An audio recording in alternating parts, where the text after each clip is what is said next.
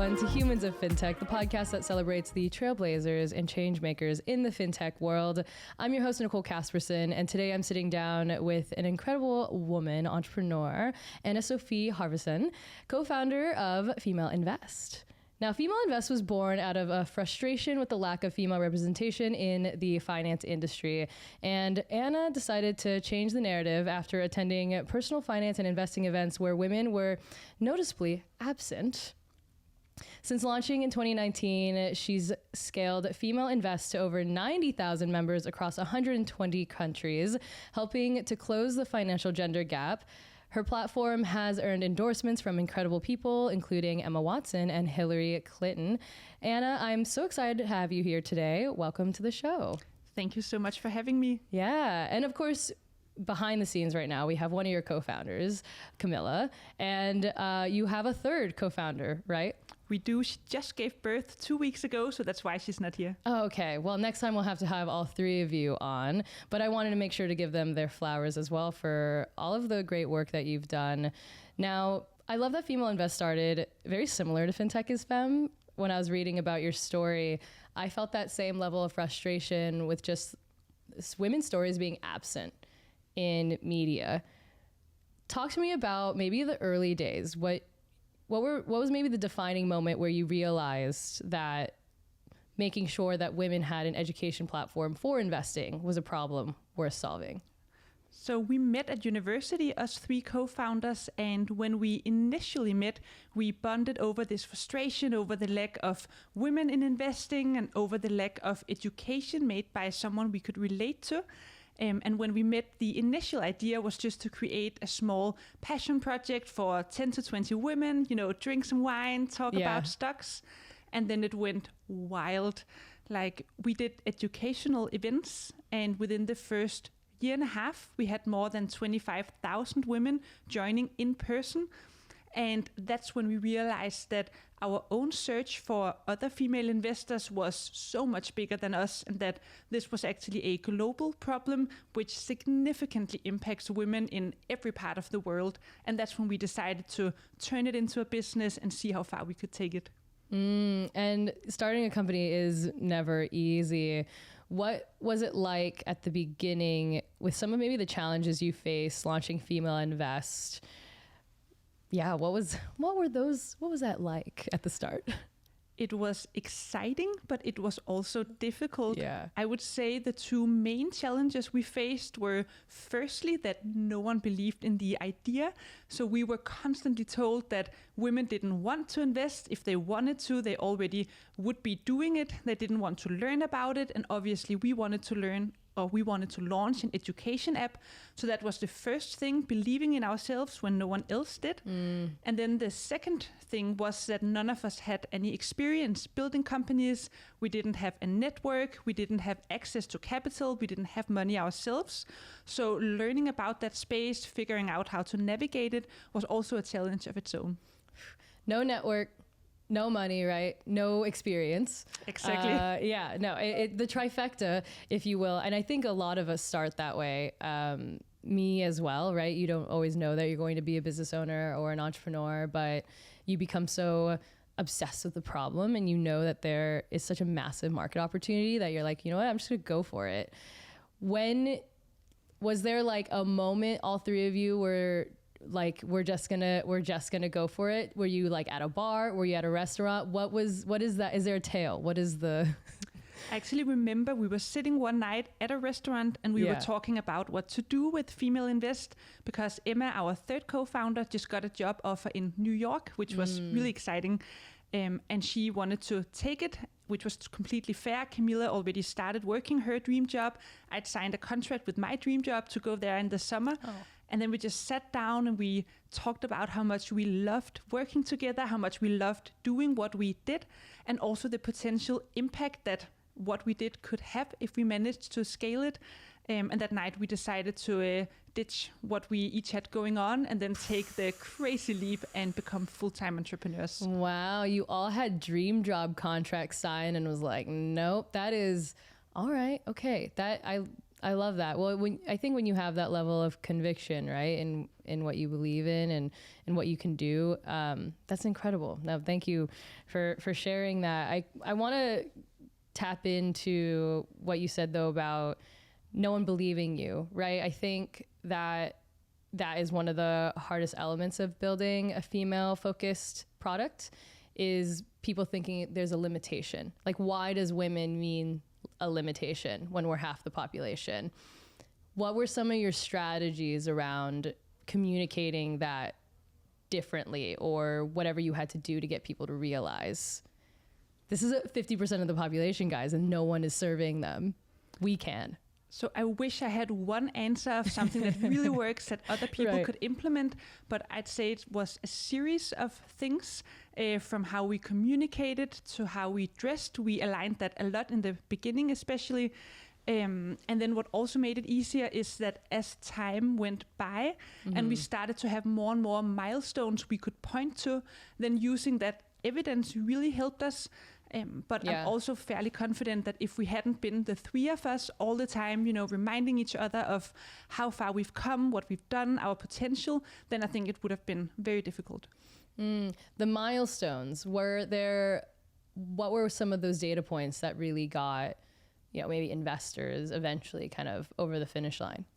So we've always grown really fast. We've always seen incredible traction from the 25,000 women in person. I mean, that's crazy. Yeah, it's crazy. And we pretty quickly got to 10,000 paying members on our MVP product as well.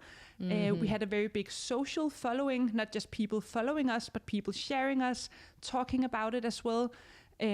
We went into Y Combinator as well, got accepted there, which was a really good blue stamp, and that opened doors like we never imagined on the other side. So you basically really just started with the content, the education, right? Building out the platform. For my audience that isn't familiar with Female Invest, give us a sense of all of the capabilities that a user gets when they are a member. Yeah. So in short, we've built the learning platform we wish someone would have built for us back when we started investing. So it has everything you need to start managing your money and invest, from courses to webinars, worksheets, direct access to financial advisors around the clock so you can ask questions. We've built a trading simulator so you can buy real stocks but with fake money to practice. There's a community so you can ask questions. We are there answering. We're with you at every step of the journey. Of course, also when you want to take your investments to the next level. So I think, and we were kind of talking about this before we pressed record, and I've harped on it in my newsletter, but personal finance management, investing platforms, it's been a hard industry for some to crack, especially when it comes to the female market. And more so the everyday female market, right? Not just the ultra wealthy female market. And I write about it in my newsletter often. I'm like, can someone just start creating education? Like, can someone just start creating content first, and then getting these women to invest in action? So I feel like that is a reason why you've been able to grow, is because you focused first on the content and education. I guess, how did you know to do that, right? Because most people want to go in and build the investing platform first.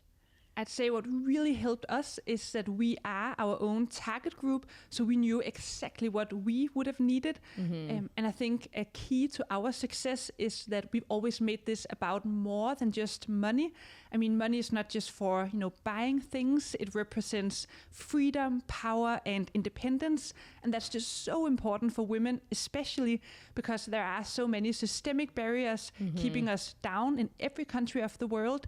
And taking that narrative appeal to a group of women who never saw themselves as investors, or who never thought that they would want to learn about it. And I think that's what worked so incredibly well. Right. Yeah. The narrative appeal. I know I work often on that with my audience too, is like, as women building in the space, especially if you're building for a female market, you really have to create your own momentum. You have to be the one out there telling that story and being the face, right? So you really have adopted being the face of the brand.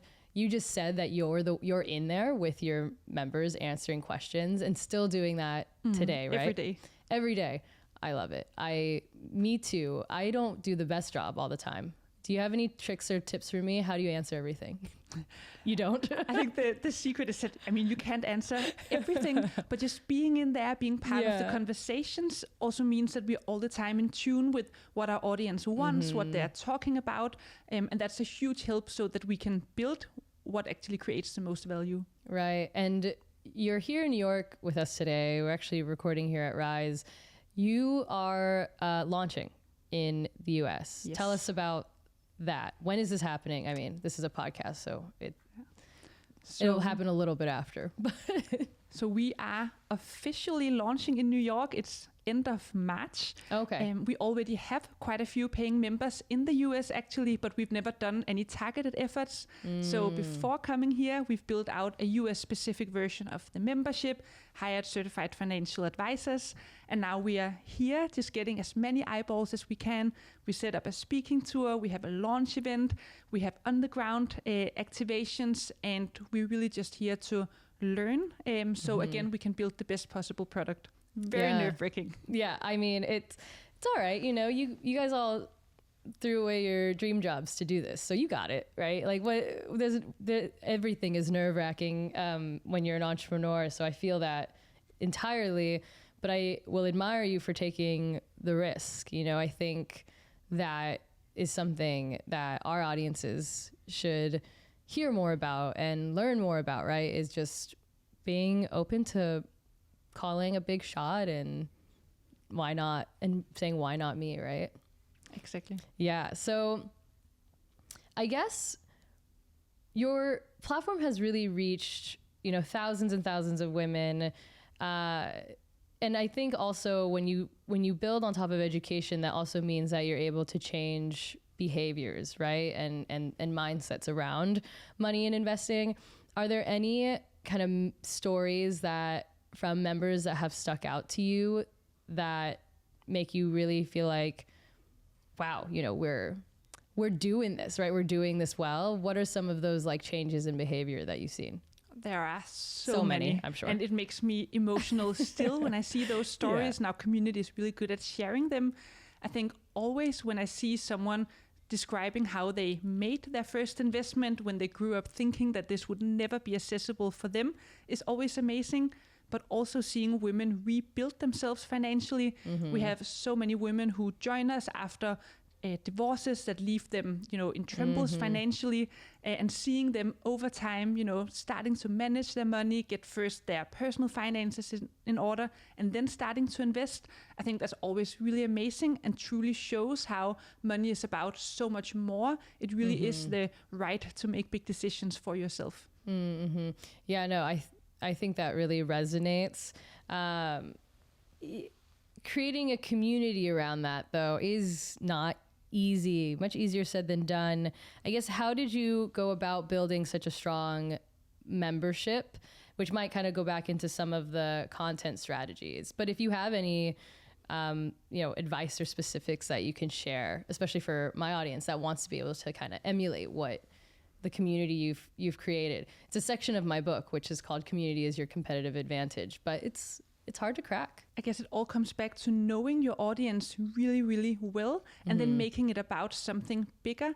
So for us, even before we had the community where women could talk to each other, all the way back when it was just an Instagram page, women still felt like they were part of something bigger. Right. Then of course for the content as well, we try to mix the hardcore education with all of the things you have to do.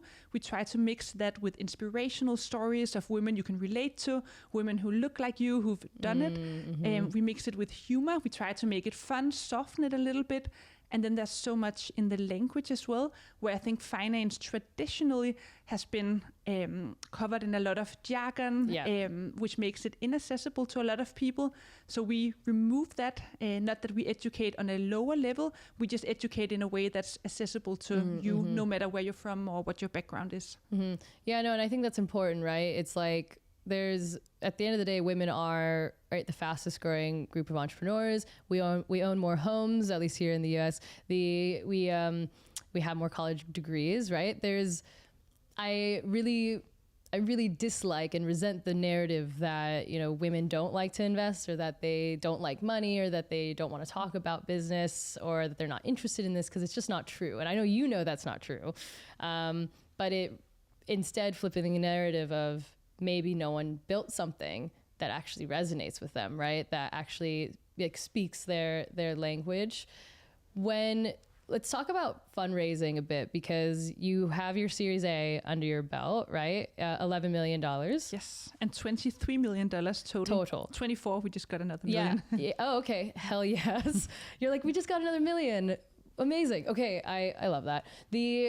Some of that was crowdfunded, right? Yes, but only a small part, and not for the money, just for the community building, to give ownership to our community. Right. And okay, cool. And then you actually, I think I read this online, where you opened up, right, crowdfunding for your community, and you raised like $1 million in like 4 minutes or something. Please tell.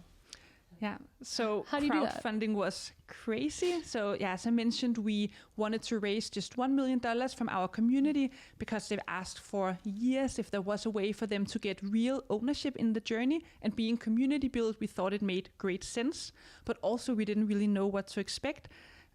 So yeah, we started the crowdfunding campaign, and as per usual with startup life, we were out too late. We didn't have the time. We're doing a million things at once, fundraising from VCs.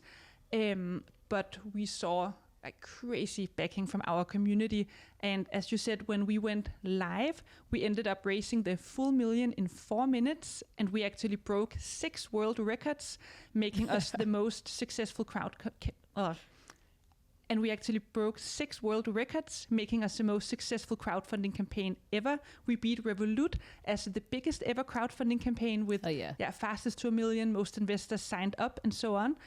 And those world records weren't female world records, they were world records. Exactly.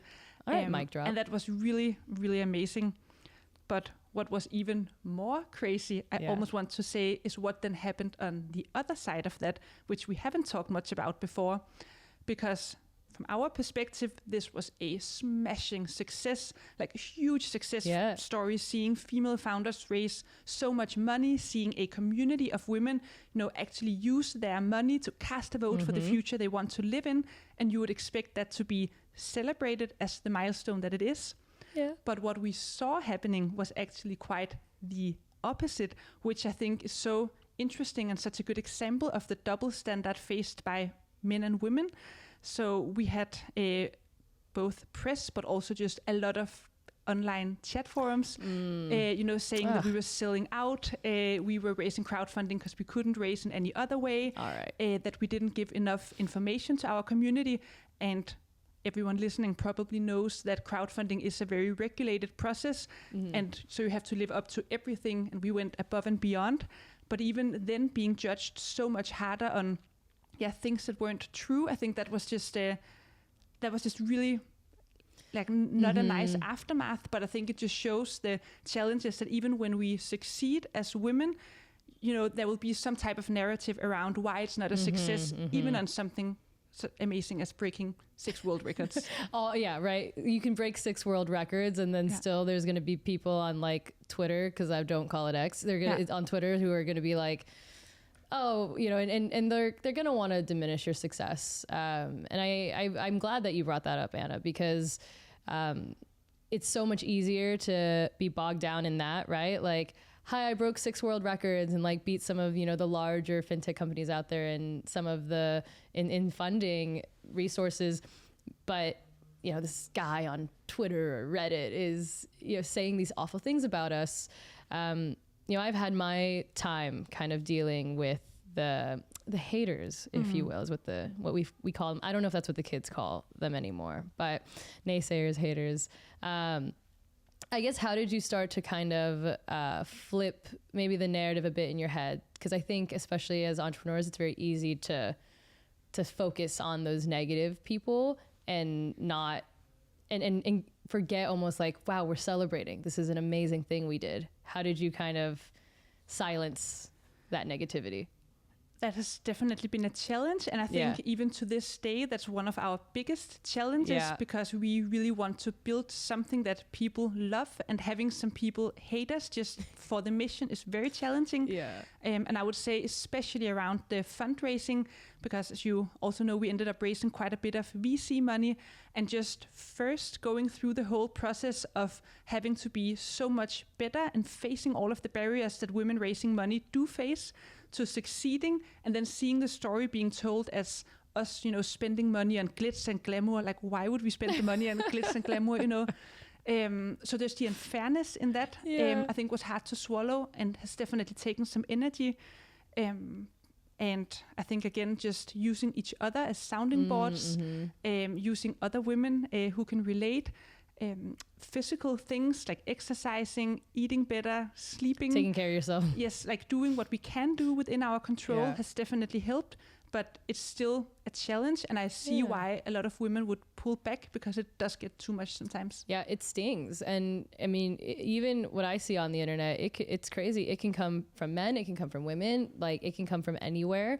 When people see women succeeding, it makes them feel really uncomfortable. But I think the important thing that you've done is that you kept going, right? Is like you double down on what you're doing, and you focus, right, more on the people that do love the platform, because there's so many of them out there. And at the end of the day, when you do focus on that, right, like they're going to find you, and they're going to love you even more for continuing the journey, right? Cause that's really where, like you said, retreating can happen. How did you decide to raise money, right? Obviously VC crowdfunding. How did you decide to go that route as opposed to just being like just growing through revenue? So we always knew that we wanted to build the biggest possible business, because we wanted to have the biggest possible impact. When we started out, we had like no money at all, and we bootstrapped the company the first year working unpaid. Because we're from Denmark, you get paid a little bit from the government when you're enrolled at university, so we could pay rent with that money, but that's how it worked. So raising money was quite a natural next step for us. And we just wanted to build the biggest possible business as fast as possible. Okay, yeah. So you kind of always had this vision that it would be massive and large. Okay, that's interesting. Me taking notes for myself as well, trying to decide like what route I want to eventually go with Fintech is Femme. Okay, so then you're raising. What was that kind of communication like, right? Because I'm sure you faced a lot of, your typical systemic barriers that women face when you're fundraising that I hear from women I interview all the time. What is the TAM on this market? I don't know, 50% of the population. But like, what's the TAM? This is too niche. Women don't want to do this, right? All of these not real narratives. How did you kind of move past that? Any tips around, raising when you're creating this female focused product? Yeah, so we found a few things that worked really well for us, and some of them might sound simple, but it's so powerful if you do it right. So the first one is data. Like, our data room is extraordinary. I'd say we spend a lot of time on it. We know our data in and out, all of it. So no matter what question we asked, what model they want, we can deliver a top tier model. We can do it fast. That worked very well. Then sadly, it also worked very well to keep focus on the numbers. In the beginning, when we were pitching, we did have a lot of slides about, the impact, the mission, and so on, but we removed all of that. So it became a pure business case because we found that the audience we were pitching to didn't really care about it. So I would say those few things. Making sure that it's something I've learned as well, right? Even when I was first kind of pitching or talking about Fintech is Femme, and I would do the same thing and showcasing all of the kind of that flashiness of how exciting the impact is. And now I realize that if I just go into like pitches and sales or meetings and just say all the acronyms that I have to say to make, and all the data points I have to say to make people listen to me, I'm just like, oh, okay, interesting. The way all of a sudden the listening of me is changing, right? Also, actually, I would say there's strength in numbers. Yes. So when we were fundraising our seed or pre-seed and our seed, we were pitching maybe 10 or 20 investors, but going into the Series A, we pitched like 150, 200 investors, and we spent half a year before the Series A just warming up the market, getting introductions, drinking coffee, having dinner, because our intention was that when we launched, we wanted a lot of VCs to compete for it and to create that FOMO that if they didn't buy in quickly, someone else would. And I think realizing that there is strategy like that, VCs do talk to each other, and you really need to be mindful of that. So instead of raising a little bit here and there and having a few conversations, you need to be so mindful of the launch, the timeline, even creating some maybe not super real timelines of when you need answers just to get that momentum going. Right. And that also worked incredibly well. So a tip for everyone who wants to fundraise. Yeah, that's actually really, really, really helpful. And it's a great strategy. But having that runway of time, right? So that you feel like it's okay to have all the coffees and do all the things, but creating that level. I love that you mentioned the FOMO of it, right? Because it's true. People don't want to miss out on on a winning horse, if you will. Who's easier to pitch this to, the American or the European investors? Interestingly, the European investors were much more receptive to the idea, to the concept. We had a lot of American investors not fully believing in it. We do have some on our cap table, but European investors definitely were more positive towards it. Yeah, that checks. Okay, that sounds about right. Which is so fascinating to me. Well, then when did you, I guess, feel like you were ready then to enter, now that you're entering your welcome to America? What a time to be here. Definitely. It's an interesting Pros time and to cons. launch. I mean, I would say when we were talking about this, but like big pro is that women are really wanting to mobilize around something that really does support them and enables them to live the lives they want, especially with everything going on politically. And so anyways, But as you say, money is political. And in times like these, it's more important than ever that us women start making more money, being more active in how we manage that money, and then also making sure that every time we invest, when we buy products and so on, that it aligns with our values. And I think that's so powerful, especially right now. And we see the demand booming for it, which is also why we thought now is a good time. And it doesn't take that much education to make really big changes for yourself. And as you expand in the US, what are some of the other parts of the platform that you're interested in building on top of? So we of course very mindful of culture, and it's not us founders sitting building it ourselves. We have of course local people on the ground, certified financial advisors here helping us. And I think money is so not just political, but it's also a very cultural thing in how we talk about it, how we think about it, how we feel about it. And that's also a big part of this launch, learning how to talk about it in a way that attracts and engages the women that we want to lean in. Yeah, no, that's great. And I think being able to be open about that, there's a lot of folks aren't.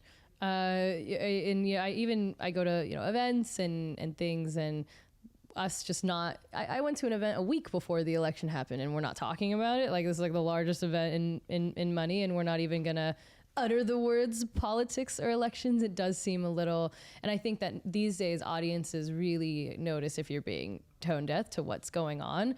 So I think being able to address those pieces of it, and you're right, getting women to realize that if there's a time to make sure you're understanding your dollars and understanding where they go and what businesses they go to and what, and how you're investing it and how you're growing it is more important than ever. I guess as we kind of close out here, I would maybe love a bit more, maybe just entrepreneurial advice now that how many years now are we in? So I'd say we're in 5 years full time, but 6-7 years on the project. Yeah. And I guess if you had a piece of advice that you could tell yourself back when you first started, what would it be? I think it would be that you expect this to be hard, but it's so much harder than you expect. But if you just keep walking through the fire, I mean, eventually you'll get there. And when we started Female Invest, we expected that things would get easier as the company got bigger. Tell me about it. But that's really not the case. But again, if you just, keep going every single day, then big things will happen. And I think more companies fail because founders just run out of energy to tackle all these new problems than because the idea isn't good or the product didn't work. So keep going, keep a small circle of people around you, stay healthy, and keep going.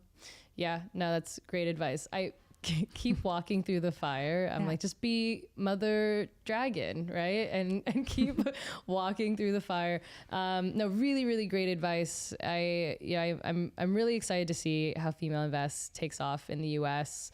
As I said earlier, our market actually is pretty open for this. When it comes to personal finance management, a lot of fintech companies have really had a hard time like tackling and cracking the case and building that growth.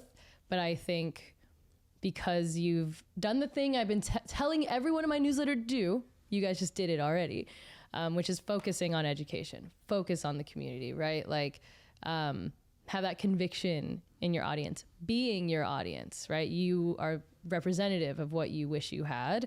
I think these are all such key elements. And I think because we're in like the finance and tech and education world, we can be so bogged down in a lot of the technical elements but like at the end of the day, just because we're dealing with money doesn't mean we aren't dealing with humans and emotions. And so the fact that you're focusing on that part where everyone else maybe isn't, I think is going to be a huge key to the success. Thank you. I hope so. Yeah. Yes, we are manifesting it. We're manifesting. Exactly. All right. Well, I'm so happy to have you here. And thank you so much for joining us on Humans of Fintech. And I hope you enjoy all New York has to offer. What are you doing while you're here? So we have pretty packed calendars, I would say. So mainly just speaking to people, doing events, and then trying to get a coffee on the way between the different things. What are you doing for fun? Are you seeing any shows or anything? We might go watch an NBA game on Saturday. Okay. So I hope that checks out. That's cool. At Madison Square Garden? Yes, exactly. Okay, I highly recommend. Amazing. Okay, well, I just wanted to see what you were doing in New York. See if there's something else I should know. All right, thank you so much, Anna, for joining us. Thank you for having me. Thank you so much for tuning into this episode of Humans of Fintech. If you loved it, be sure to hit subscribe, and I'll see you next time.